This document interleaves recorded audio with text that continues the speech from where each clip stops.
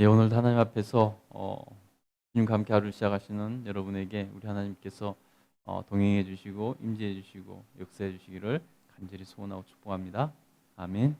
예, 오늘은 사무엘서 2장 사무엘상 2장 12절부터 21절 말씀 읽었는데요.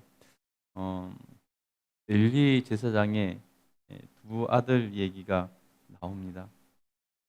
하나님께서 사무엘을 이렇게 훈련시키 나가시는 것과 대비해서 비교되게 엘리 제사장의 두 아들의 또 악한 모습을 이렇게 보여주고 있는 것을 볼 수 있습니다. 이것은 마치 그 시대상을 이렇게 보여주는 것과 같다라고도 할 수 있을 것입니다. 오늘 한번 읽어보도록 하겠습니다. 12절부터 한번 읽겠습니다. 시작. 엘리의 아들들은 행실이 나빠 여호와를 알지 못하더니. 아멘.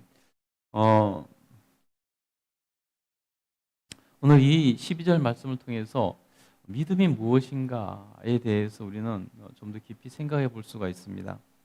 엘리의 아들들은 행실이 나빠 여호와를 알지 못하더라. 여러분, 믿음이 뭘까요? 믿음은 우리가 생각하는 것처럼 내가 하나님을 일방적으로 믿습니다 하면서 믿어드리는 것을 믿음이라고 우리는 착각할 때가 참 많은데요. 믿음은 그것이 아닙니다. 믿음은요, 나와 하나님과의 관계의 문제입니다.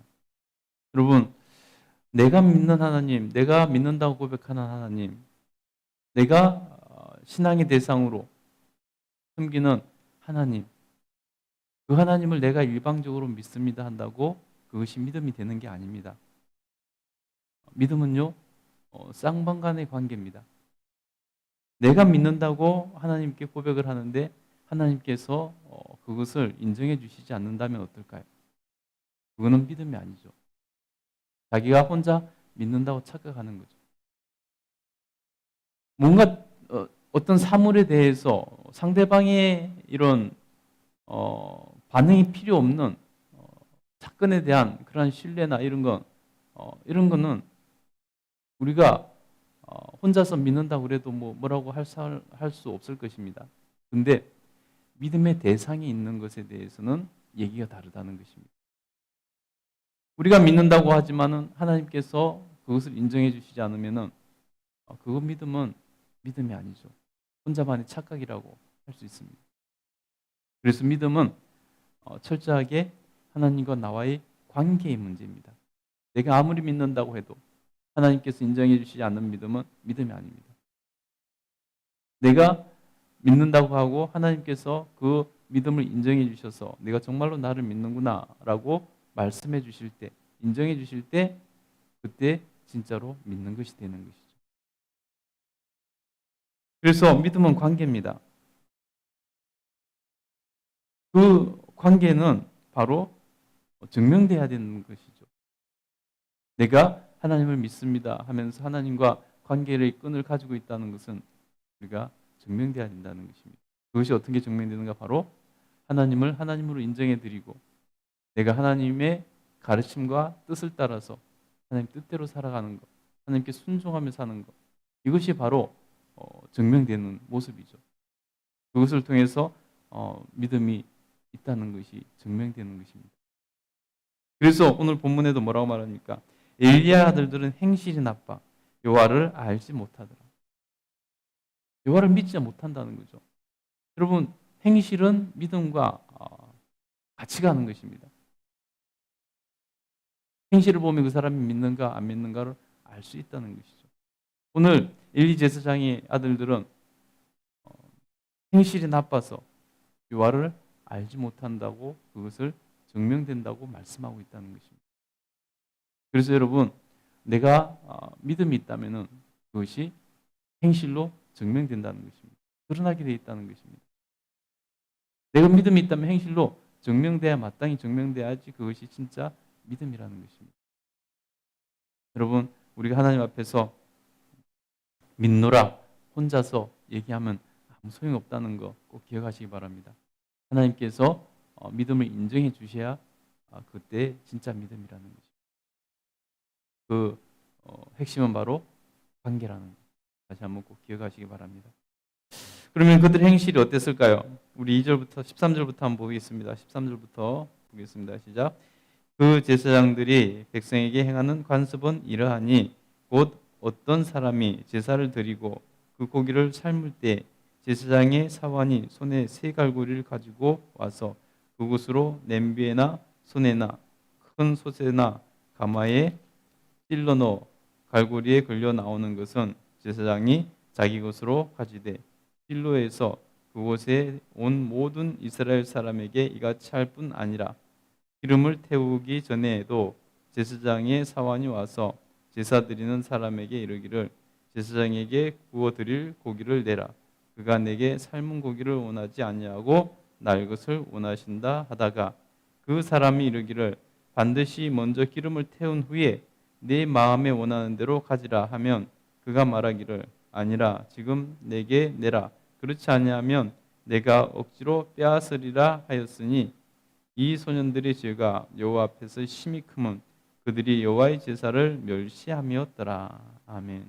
여러분, 그들의 행실이 어땠냐면 바로 그들이 제사장의 일원으로서 아버지 빽을 믿고 이렇게 함부로 이렇게 행동하는 것을 볼 수 있습니다. 그래서 제사를 드리고 나서 그것을 이제 제사를 드린 사람들이 와서 먹으려고 이렇게 제사를 드린 고기로 삶아서 먹으려고 이렇게 삶을 때 그들이 먼저 와서 쇠갈고리 가지고 와가지고 먼저 찔러가지고 삶고 있는데 그것을 걸리는 것, 그것을 자기가 먼저 가져가서 먹었다는 것입니다. 제사장에게 이렇게 구분된 것들이 있었습니다.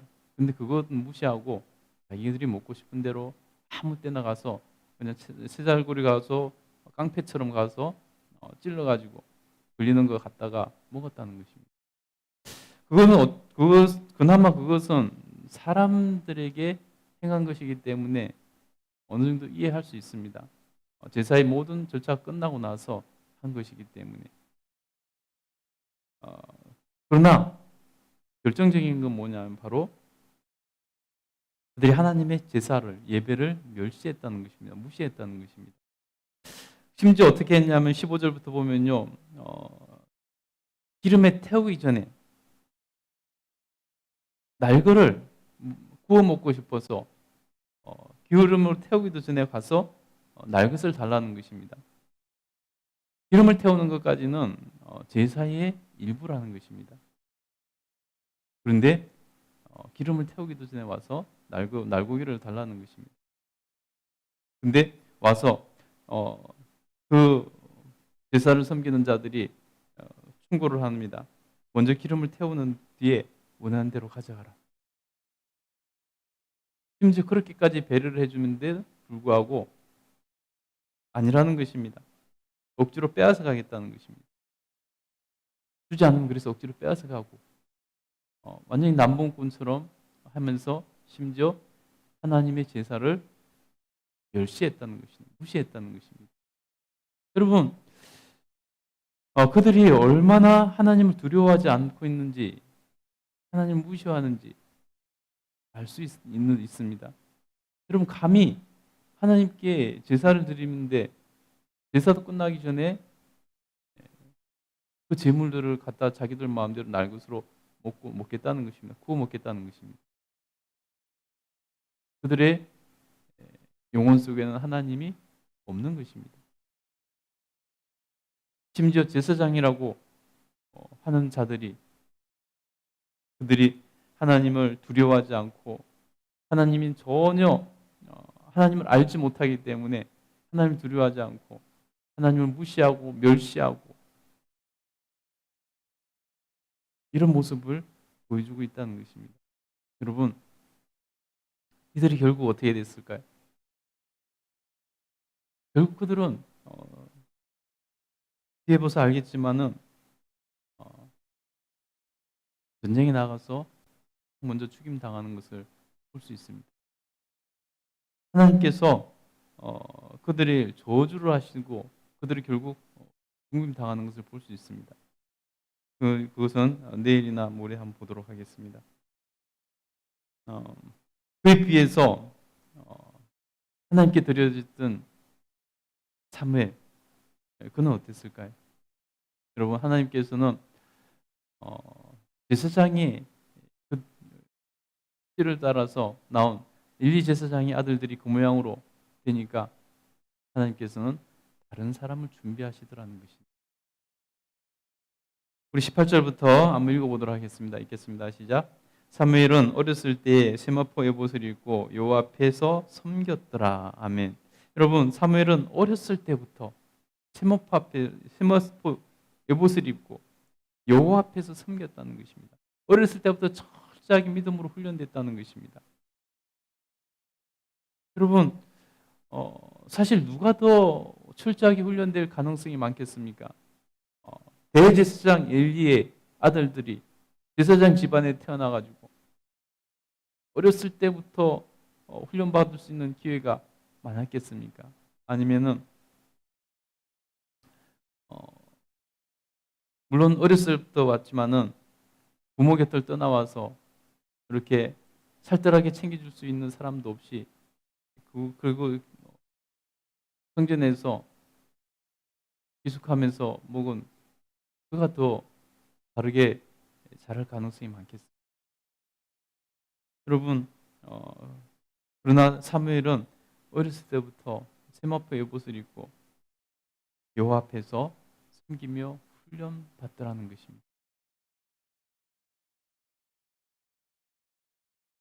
어린 사무엘을 맡긴 부모들은 마음이 어땠을까요? 부모들은 하나님께 드렸기 때문에, 맡겼기 때문에 짝이 절제하고 1년에 매년제를 드릴 때만 와서 아들을 살피고 아들에게 새로운 옷을 지어주고 하는 것을 볼 수 있습니다.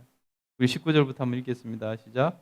그의 어머니가 매년 드리는 제사를 드리러 그의 남편과 함께 올라갈 때마다 작은 굿옷을 지어다가 그에게 주었더니 엘리가 엘가나에게 그의 아내에게 축복하여 이르되 여호와께서 이 여인으로 말미암아 내게 다른 후사를 주사 이가 여호와께 간구하여 얻어 바친 아들을 대신하여 계하시기를 원하노라 하였더니 그들이 자기 집으로 돌아가매 여호와께서 한나를 돌보사 그로 하여금 임신하여 세 아들과 두 딸을 낳게 하셨고 아이 사무엘은 여호와 앞에서 자라니라. 아멘. 불임이었던 여성, 임신하지 못했던 여성이 하나님 앞에 간곡히 기도해서 또 소원하면서 아들을 주시면은 하나님께 드리겠다고 약속해서 낳은 아들 사무엘, 그를 하나님께 드렸습니다. 엘리가 그를 가상히 여겨서 축복을 해줍니다. 사무엘을 대신해 하나님께 드린 아들을 대신해서 하나님께서 다른 아들을 주시기를 원하노라 알고 이렇게 축복을 해줍니다. 그랬더니 21절의 말씀 그대로 그 불임했던 여자가 아들을 낳지 못해서 슬픔 가운데 밤낮 없이 울면서 지새했던 그 여인이 하나님께서 돌보셔서 그에게 임신하게 하시는데요. 세 아들과 두 딸을 더 낳게 하셨다는 것입니다. 여러분, 하나님은 이렇게 우리의 섬김과 헌신과 하나님 앞에서 정말 믿음의 삶을 사는 것에 대해서 반드시 복을 주시고 은혜 베풀어 주시고 갚아 주신다는 것입니다. 여러분, 그 불임이었던 여인, 아들을 낳지 못해서 울며 불며 기도했던 여인, 슬픔 가운데 하루하루 살아갔던 여인에게 하나님께서 그 여인의 기도를 들어주셨고 그 여인이 하나님 앞에서 약속을 지켜 소원한 대로 아들을 드렸더니 그 여인이 아들 3명과 딸을 2을 더 낳는 큰 복을 누리더라는 것입니다. 여러분, 믿음이라는 것은 그런 것입니다. 하나님 앞에서 우리가 철저하게 믿음으로 서서 나간다면은 하나님의 놀라운 은혜가 우리의 삶 가운데 임하게 될 것입니다. 설명절을 지나고 또 새로운 한 해를 우리가 바라보면서 새해 복 많이 받으십시오 하고 인사했는데 정말 하나님의 놀라운 은혜와 복이 펼쳐지는 그러한 믿음으로 나감으로 우리가 그런 복을 누리는 2023년 되시기를 간절히 소원하고 축복합니다. 아멘. 기도하겠습니다.